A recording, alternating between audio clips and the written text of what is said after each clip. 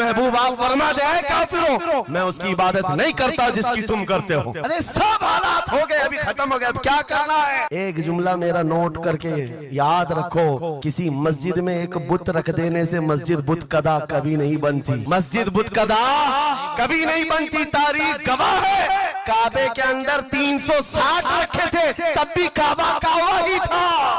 مراد آباد کے اس عالم ربانی جن کی زبان میں اللہ نے بلا کی تاثیر دی تھی, جب بولتے تھے تو ہزاروں کا مجمع رونے لگتا تھا, حضور کی محبت میں دل دھڑکنے لگتا تھا.